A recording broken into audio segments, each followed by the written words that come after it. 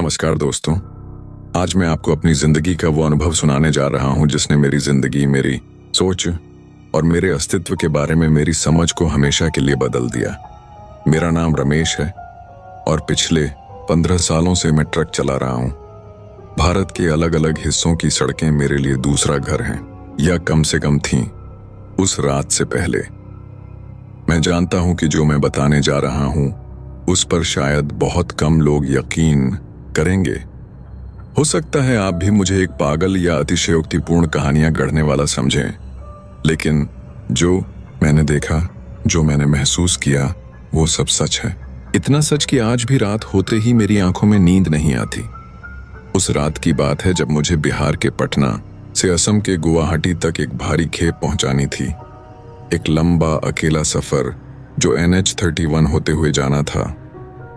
मैंने पहले भी यह रूट कई बार तय किया था, लेकिन फिर भी उस दिन से पहले कभी भी मुझे इस सफर से डर नहीं लगा था। तारीख थी 17 नवंबर 2019।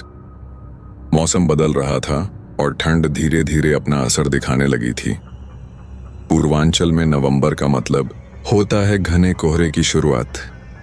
उस दिन मैंने अपना ट्रक सुबह 10 बजे पटना के बाहरी इलाके में स्थित एक गोदाम से लोड किया था। मालिक ने कहा था कि माल 3 दिनों के भीतर गुवाहाटी पहुंचना चाहिए, जो कि लगभग 700 किलोमीटर की दूरी थी। मेरा प्लान सीधा था, दिन भर ड्राइव करके शाम तक भागलपुर पहुंचना, वहां एक परिचित ढाबे पर रात बिताना और अगले दिन फिर से सुबह जल्दी निकलकर सफर जारी रखना। मैंने अपने ट्रक का इंजन स्टार्ट किया, अपना पुराना ब्लूटूथ स्पीकर चालू किया जिसमें मैंने किशोर कुमार के गाने डाउनलोड कर रखे थे, और निकल पड़ा NH-31 की ओर। सुबह का समय था, सूरज की रोशनी चारों ओर फैली हुई थी। हर बार की तरह मैंने रास्ते में अपने परिवार को फोन किया।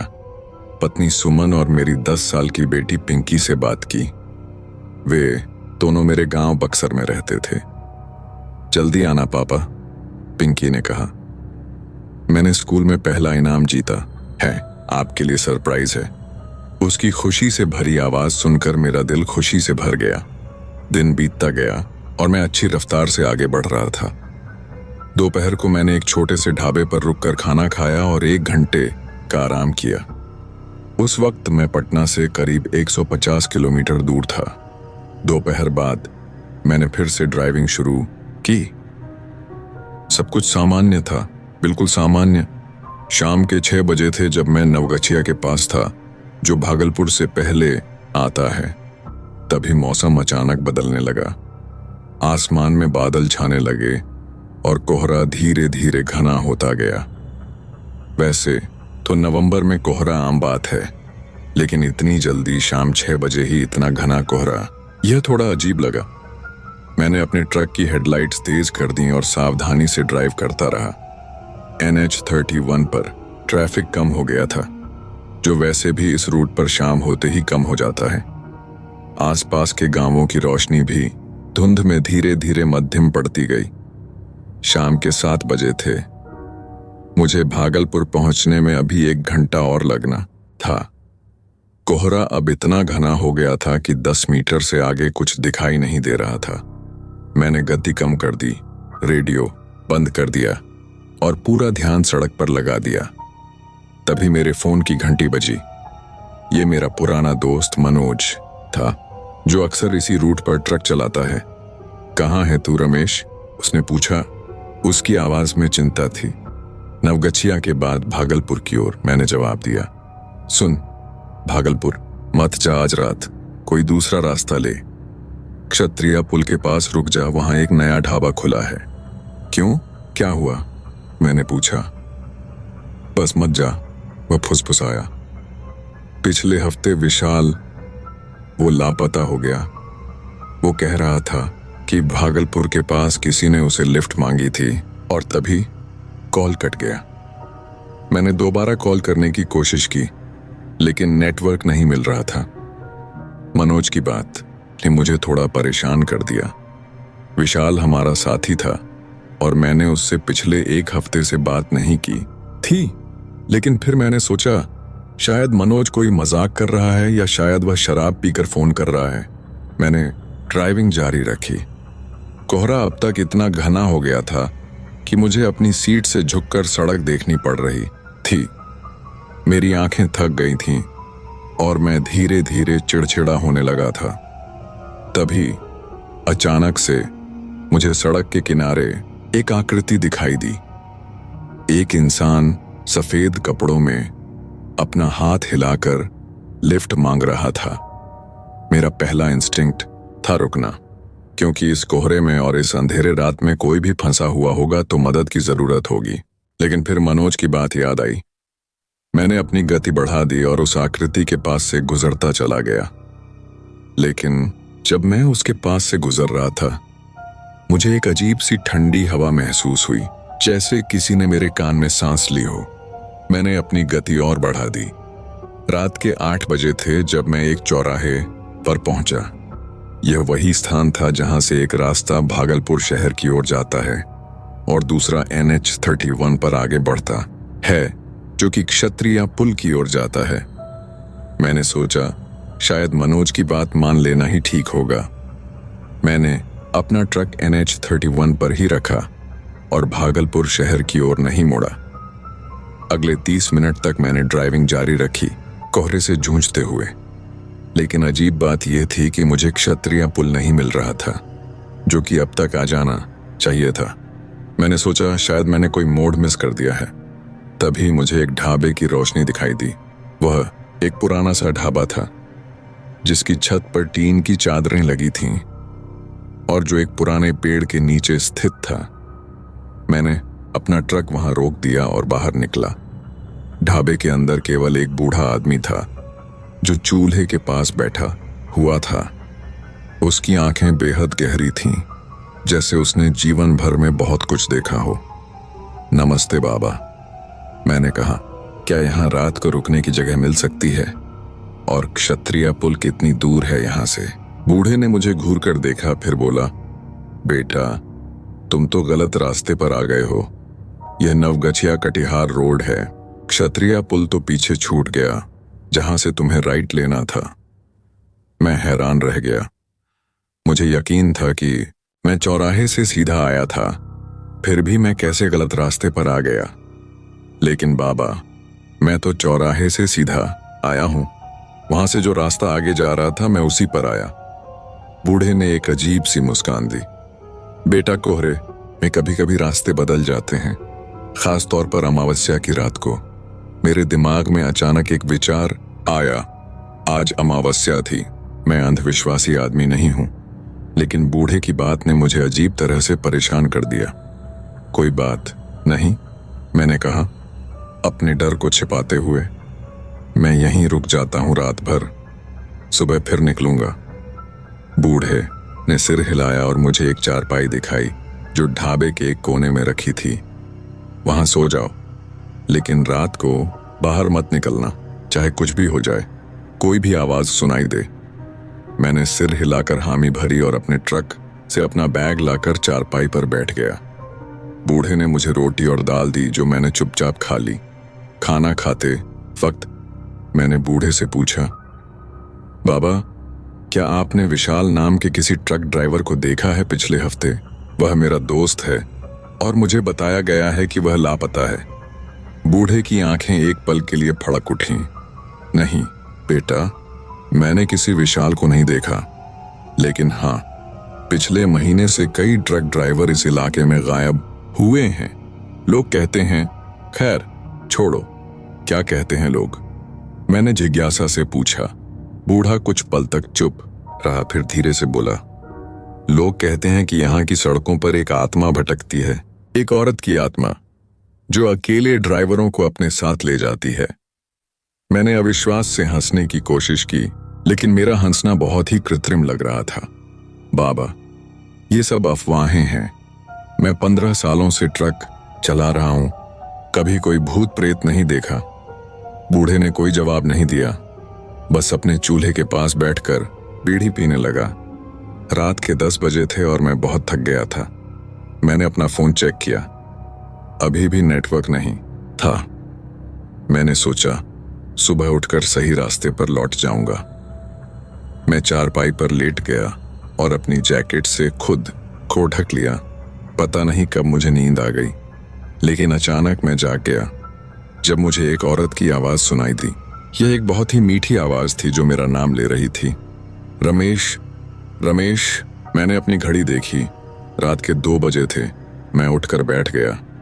बूढ़ा अभी भी चूल्हे के पास बैठा था, लेकिन अब वह सो रहा था। फिर से वही आवाज आई, रमेश, मदद करो।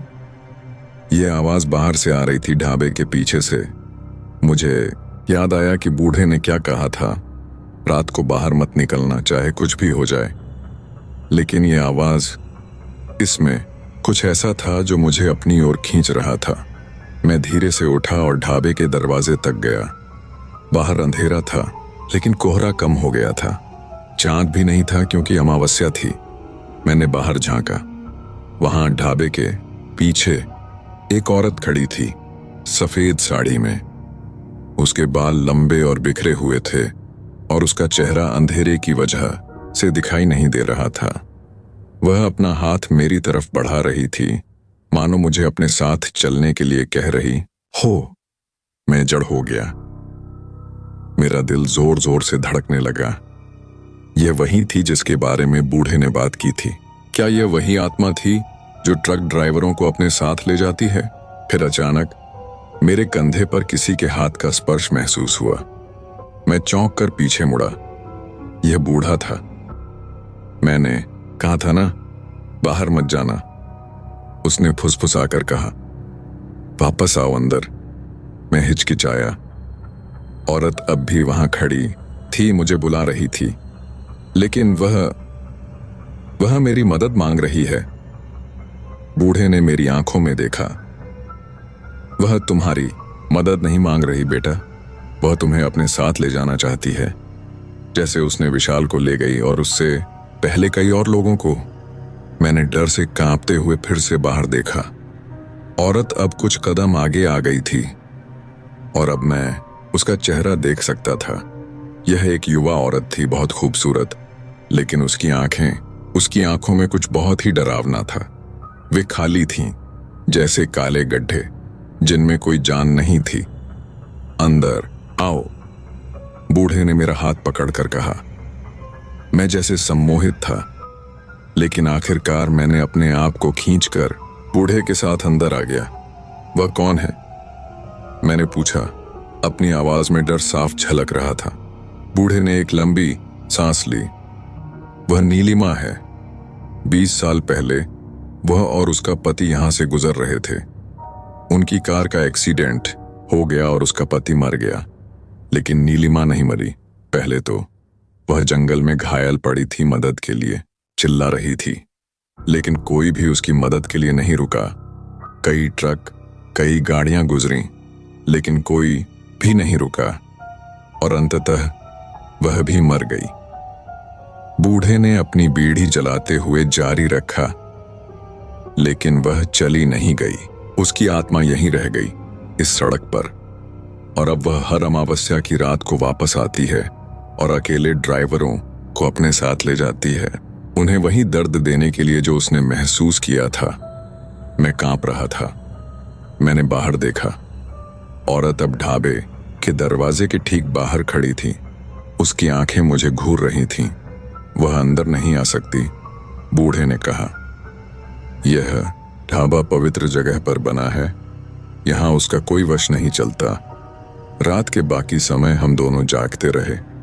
बूढ़ा अपनी बीड़ियां पीता रहा और मैं अपनी चारपाई पर बैठा रहा, बाहर की ओर नजर डाले हुए, जहां नीलिमा अभी भी खड़ी थी, मुझे घूरते हुए, मुझे अपनी ओर बुलाते हुए। सुबह होते ही जैसे ही पहली किरण आसमान में दिखाई दी, वह गायब हो गई। अब तुम जा सकते हो, बूढ़े ने कहा, लेकिन याद रखना अगली बार अमावस्या की रात को इस रूट से मत गुजरना। मैंने धन्यवाद दिया और अपना ट्रक स्टार्ट किया। बूढ़े ने मुझे सही रास्ता बताया और मैं वापस NH31 पर पहुंच गया। दिन के उजाले में सब कुछ इतना सामान्य, इतना वास्तविक लग रहा था कि मैंने सोचा, क्या रात का वो अनुभव सिर्फ एक बुरा सपना था? लेकिन फिर मुझे अपने फोन पर एक मिस्ड कॉल की सूचना मिली। यह मनोज का नंबर था और उसने रात 3 बजे कॉल किया था। ठीक उसी समय जब मैं बूढ़े के ढाबे में था, मैंने उसे वापस कॉल किया। हाँ मनोज, क्या बात है? मैंने पूछा। रमेश, कहाँ था तू? मैंने कल रात बहुत बार कॉल किया। उसकी आवाज चिंतित थी। नेटवर्क नहीं था, मैंने झूठ बोला। पता नहीं क्यों, लेकिन मैं ठीक हूं। सुन, तूने कल विशाल के बारे में क्या कहा था? विशाल? मैंने तो विशाल के बारे में कुछ नहीं कहा था, मनोज ने हैरानी से कहा। मैंने तो बस तुझे बताया था कि भागलपुर में बाढ़ आ गई है और सड़कें बंद हैं, इसीलिए तुझे क्षत्रिया पुल से जाना था। मेरा दिल धक से रह गया। अगर मनोज ने विशाल के बारे में कुछ नहीं कहा था तो फिर वह आवाज किसकी थी जिसने मुझसे कॉल पर बात की थी? अगले कई दिनों तक मैं इस अनुभव के बारे में सोचता रहा। क्या यह वास्तव में हुआ था? क्या मैं पागल हो रहा था? या फिर क्या नीलिमा वास्तव में वहां थी, मुझे अपने साथ ले जाने के लिए? मैंने बाद में पता लगाया कि विशाल वास्तव में लापता है। उसका ट्रक भागलपुर के पास एक सुनसान सड़क पर मिला था, लेकिन वह कहीं नहीं था और वह भी अमावस्या की रात को ही गायब हुआ था। उस घटना के बाद से मैं NH-31 पर रात को कभी नहीं जाता, खासकर अमावस्या की रात तो बिल्कुल भी नहीं। कई महीनों तक मुझे नींद में बुरे सपने आते रहे। नीलिमा मुझे बुलाती हुई, अपने खाली काले गड्ढों जैसी आंखों से मुझे घूरती हुई। कई बार मैं रात को चीखते हुए उठ जाता, पसीने से तर दिल धड़कता हुआ, जैसे अभी अभी किसी ने मुझे मौत से बचाया हो। पिंकी और सुमन को मैंने इस बारे में कुछ नहीं बताया। उन्हें क्या बताता कि मैं भूतों से डर गया हूं, कि मुझे अब अपने काम से डर लगता है, कि अब मैं अकेले यात्रा नहीं कर सकता। लेकिन मेरा जीवन बदल गया था। हर रात जब मैं गहरी सड़कों पर अकेला होता तो मुझे हर काले कोने में, हर मोड़ पर नीलिमा की आकृति दिखाई देती। कभी कभी मैं अपनी आंख के कोने से एक झलक देखता, सफेद साड़ी, बिखरे बाल, और फिर वह गायब हो जाती। उस घटना के 3 महीने बाद की बात है। मैं एक बार फिर पटना से गुवाहाटी जा रहा था, इस बार दिन के समय, और इस बार मैंने एक अलग रूट चुना था, NH-27 होते हुए।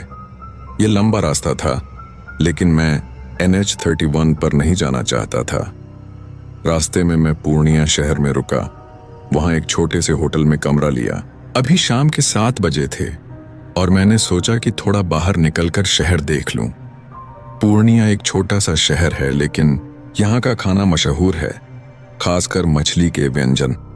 एक स्थानीय रेस्तरां में बैठकर मैं खाना खा रहा था। तभी मेरे बगल की मेज पर 2 लोग बातें कर रहे थे। वे भी ट्रक ड्राइवर लग रहे थे। सुना है नवगछिया कटिहार रोड पर फिर से एक ड्राइवर गायब हो गया पिछले हफ्ते, एक ने कहा। हाँ यार, अजय बेचारा, उसका ट्रक तो मिल गया लेकिन वो कहीं नहीं है, दूसरे ने जवाब दिया। मेरा दिल जोर से धड़कने लगा। मैं उन्हें सुनता रहा। लोग कह रहे हैं कि वो भी अमावस्या की रात ही गायब हुआ, पहले ने कहा। कहते हैं वहां एक भूतनी है जो ड्राइवरों को अपने साथ ले जाती है। अरे छोड़ यार, ये सब बकवास है, दूसरा हंस दिया। अजय शराबी था, जरूर कहीं पी के सो गया होगा या फिर भाग गया होगा। उस पर बहुत कर्जा था। मैं अपनी जगह से उठा और उनके टेबल के पास गया। भाई साहब, आप जिस भूतनी की बात कर रहे हैं उसका नाम नीलिमा है? दोनों ने मुझे आश्चर्य से देखा। फिर पहला बोला, हाँ ऐसा ही कहते हैं। आपको कैसे पता?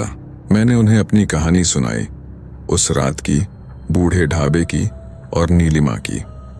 वे दोनों मेरी बात ध्यान से सुनते रहे। उनके चेहरों पर संदेह और डर का मिश्रण था। आप या तो बहुत अच्छे कहानीकार हैं या फिर आपने सच में कुछ देखा है, पहले ने कहा। मैं कहानी नहीं गढ़ रहा, मैंने कहा। मेरी आवाज में डर और निश्चय का मिश्रण था। मैंने उसे देखा है और अब मैं NH-31 से कभी रात में नहीं जाता। आप अकेले नहीं हैं, दूसरे ने कहा। अब उसकी आवाज में मजाक नहीं था। पिछले 2 सालों में कम से कम 5 ड्राइवर गायब हो चुके हैं उस रूट पर, सभी अमावस्या की रात को। उस रात मैं होटल लौटा तो मन में एक विचार था, क्या नीलिमा की कहानी सिर्फ एक अफवाह है या उसके पीछे कोई सच्चाई है? क्या वास्तव में इतने ड्राइवर गायब हुए हैं या यह बस एक शहरी किंवदंती है जो सड़कों पर फैल गई है? अगली सुबह मैंने अपना सफर जारी रखा, लेकिन मेरे दिमाग में नीलिमा की कहानी घूम रही थी। गुवाहाटी पहुंचकर माल डिलीवर करने के बाद मैंने वापसी का सफर शुरू किया, लेकिन इस बार मैंने एक फैसला किया, मैं इस रहस्य की तह तक जाऊंगा। वापसी में मैं जानबूझकर भागलपुर रुका। वहां के एक स्थानीय अखबार के दफ्तर गया और पिछले 2 सालों की पुरानी खबरें देखी, और वहां मुझे मिल गया विशाल और उससे पहले 4 अन्य ट्रक ड्राइवरों के लापता होने की खबरें। सभी अमावस्या की रात को गायब हुए थे, सभी NH-31 के उसी हिस्से पर, नवगछिया और भागलपुर के बीच। फिर मैंने एक स्थानीय पुलिस स्टेशन जाने का फैसला किया। वहां एक हवलदार से बात की, उसे अपनी कहानी सुनाई और पूछा कि क्या उन्होंने नीलिमा के बारे में कुछ सुना है। हवलदार ने मुझे एक अजीब नजर से देखा, फिर चुपचाप अपने डेस्क के ड्रॉर से एक पुरानी फाइल निकाली। ये देखो, उसने कहा, फाइल खोलते हुए। वह एक पुरानी तस्वीर थी, एक कार दुर्घटना की। दुर्घटनाग्रस्त कार के पास एक युवा जोड़े की तस्वीरें थीं, एक आदमी और एक औरत। यह अनिल और नीलिमा सिन्हा हैं, हवलदार ने कहा। 1999 में इनकी कार NH-31 पर दुर्घटनाग्रस्त हो गई थी। अनिल तुरंत मर गया था, लेकिन नीलिमा, उसका शव 3 दिन बाद मिला था, जंगल में, सड़क से करीब 200 मीटर दूर।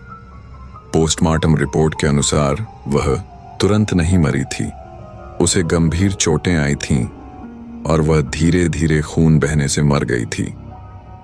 अगर किसी ने उसकी मदद की होती तो शायद वह बच जाती। मैंने तस्वीर देखी। नीलिमा एक खूबसूरत युवा महिला थी, उसके चेहरे पर एक प्यारी सी मुस्कान थी। यह वही चेहरा था जो मैंने उस रात देखा था, लेकिन बिना उस भयानक खालीपन के जो उसकी आंखों में था। और इसके बाद से हवलदार ने जारी रखा, हर अमावस्या की रात को कुछ न कुछ अजीब घटता है उस रूट पर।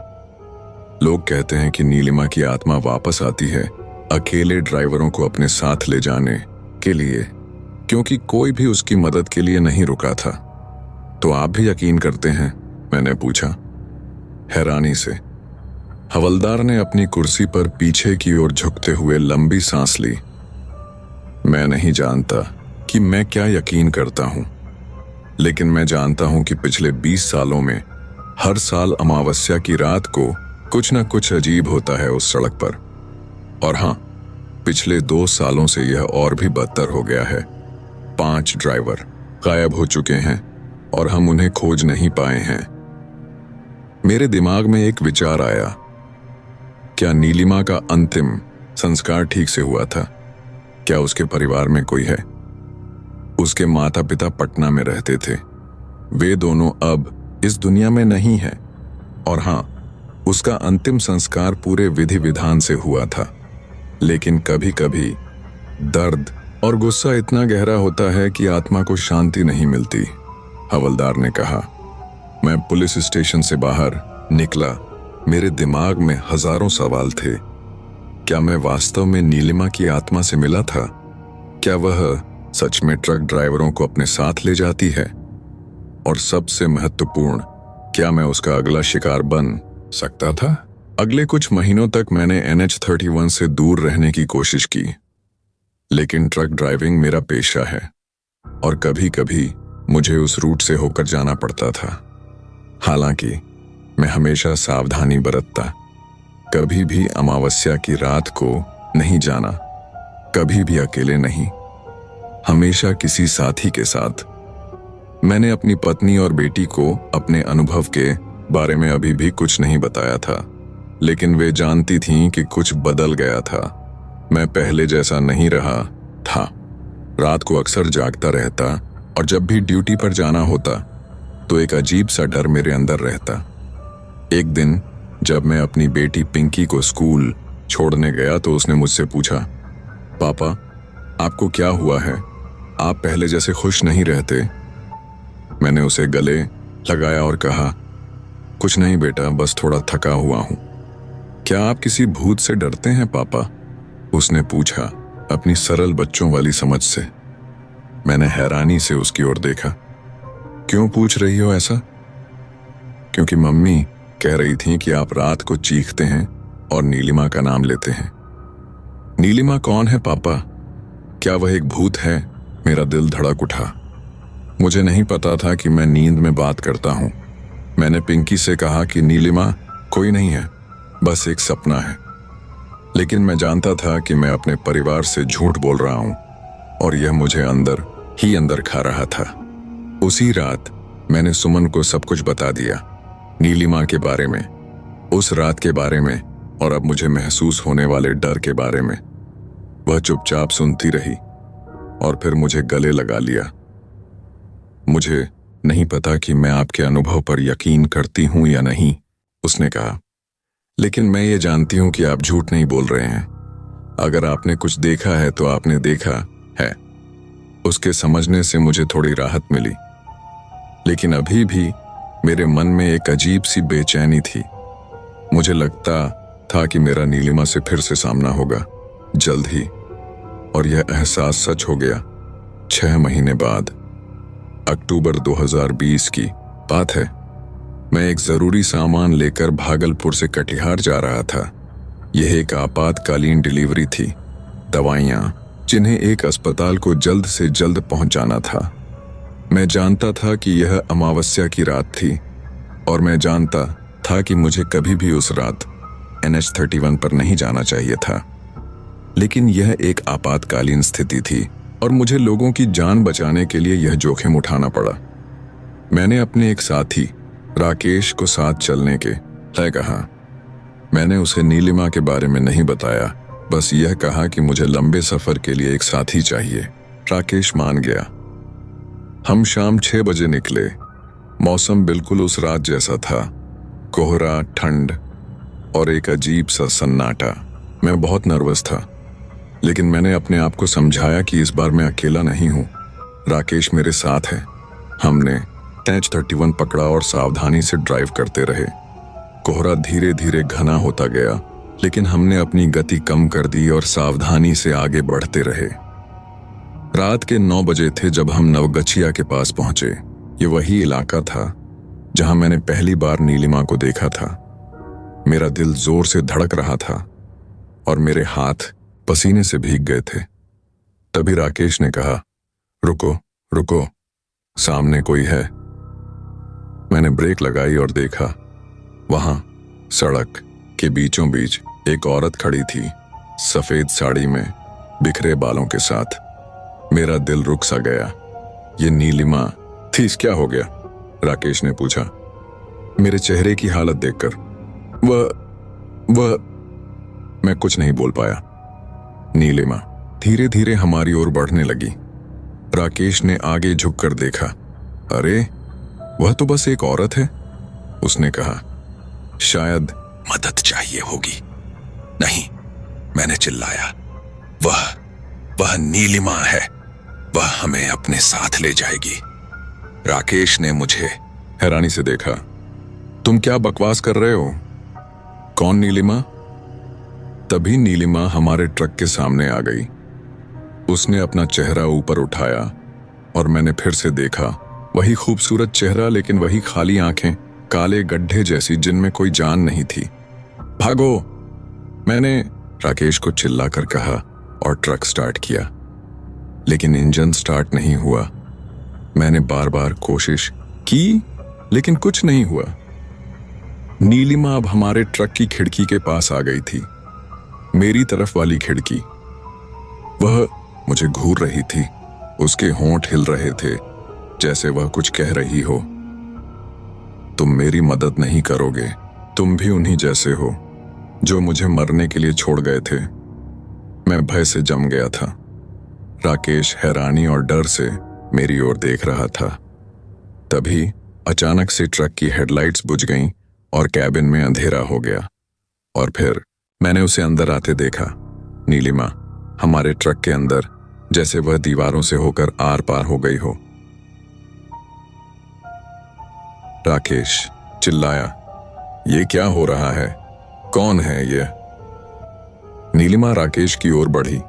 उसके चेहरे पर एक भयानक मुस्कान थी। राकेश पीछे हटने की कोशिश की, लेकिन वह ट्रक की दीवार से टकरा गया। उसके चेहरे पर अब डर साफ दिख रहा था। मेरे दिमाग में अचानक एक विचार आया। मैंने अपने गले में पहना हुआ तुलसी का माला निकाला, जो मेरी माँ ने मुझे सुरक्षा के लिए दिया था, और उसे राकेश के हाथ में थमा दिया। इसे पकड़ो, यह तुम्हें बचाएगा, मैंने कहा। राकेश ने हैरानी से माला पकड़ ली। नीलिमा अब उसके बिल्कुल सामने थी। उसके हाथ राकेश की ओर बढ़े हुए थे, लेकिन जैसे ही वह राकेश को छूने वाली थी, वह रुक गई। उसने माला को देखा और उसके चेहरे पर दर्द का भाव आ गया। वह राकेश से दूर हट गई। अब नीलिमा मेरी ओर मुड़ी। मैं जानता था कि मेरे पास अब कोई सुरक्षा नहीं थी। मैंने अपनी माला राकेश को दे दी थी। तुम्हें भी मेरी मदद नहीं करनी थी? नीलिमा ने फुसफुसाया। उसकी आवाज जैसे दूसरी दुनिया से आ रही हो। तुम भी उन सब की तरह हो जो रुके नहीं, जो मदद नहीं करते, मैंने डरते हुए कहा। नहीं नीलिमा, मैंने मदद की होती, मैं रुका होता, मैं तुम्हें मरने नहीं देता। नीलिमा रुक गई। उसने मुझे घूरा, जैसे पहली बार मुझे देख रही हो। साबित करो, उसने कहा। मेरे दिमाग में एक विचार कौंधा। मैंने अपने फोन से एक फोटो दिखाई, मेरी और पिंकी की। देखो, यह मेरी बेटी है। वह अभी 10 साल की है। उसे अपने पापा की जरूरत है। मैं तुम्हें वचन देता हूं नीलिमा, मैं हर जरूरतमंद की मदद करूंगा। मैं कभी भी किसी को सड़क पर अकेला नहीं छोड़ूंगा, लेकिन प्लीज मुझे मेरी बेटी के पास वापस जाने दो। कुछ पल के लिए नीलिमा बस मुझे घूरती रही। फिर धीरे से उसके चेहरे पर एक परिवर्तन आया। उसकी आंखें, वे अब उतनी खाली नहीं लग रही थीं। उनमें कुछ था, दर्द, पीड़ा और शायद एक टूटा हुआ सपना। मुझे मदद की जरूरत थी, उसने कहा। उसकी आवाज में अब गुस्से के साथ साथ दुहक भी था। मैं मर रही थी और कोई भी नहीं रुका। मैंने अपने पति को मरते देखा और मैं कुछ भी नहीं कर सकी। फिर मैं खुद भी धीरे धीरे मरती गई, अकेली, दर्द में, भयभीत। मैंने सिर झुकाया। मुझे माफ करो नीलिमा, जो तुम्हारे साथ हुआ वह बहुत बुरा था, लेकिन प्लीज अब और किसी को दर्द मत दो। तुम्हें शांति मिलनी चाहिए। नीलिमा ने लंबी सांस ली और एक पल के लिए मुझे लगा जैसे उसके मृत शरीर में एक बार फिर से जीवन आ गया हो। क्या तुम सच में वचन देते हो कि तुम हर जरूरतमंद की मदद करोगे? उसने पूछा। हाँ, मैंने कहा, मैं वचन देता हूं। नीलिमा ने एक आखिरी बार मुझे देखा, फिर धीरे धीरे पीछे हटने लगी। जैसे जैसे वह दूर जा रही थी, वैसे वैसे उसका शरीर धुंधला होता गया, जैसे कोहरे में विलीन हो रहा हो। याद रखना अपना वचन, मैं देख रही होंगी। ये उसके आखिरी शब्द थे, इससे पहले कि वह पूरी तरह से गायब हो जाए। अगले ही पल ट्रक की हेडलाइट्स फिर से चमक उठीं और इंजन अपने आप स्टार्ट हो गया। राकेश और मैं एक दूसरे को देखते रहे, हैरान, डरे हुए और हैरान। यह क्या था? राकेश ने धीरे से पूछा। उसकी आवाज कांप रही थी। यह नीलिमा थी, मैंने कहा, और अब मुझे उम्मीद है कि उसे शांति मिलेगी। हमने अपना सफर जारी रखा और रात के 11 बजे सुरक्षित कटिहार पहुंच गए। दवाइयां समय पर अस्पताल पहुंच गईं और जिन मरीजों को उनकी जरूरत थी उन्हें वे मिल गईं। शायद इस बार हमने किसी की जान बचाई थी, जैसे कि मैं चाहता था कि कोई नीलिमा की जान बचाता। राकेश ने कभी नहीं पूछा कि नीलिमा कौन थी या क्या हुआ था उस रात। शायद वह जानता था कि कुछ चीजें बिना समझे ही मान लेना बेहतर होता है।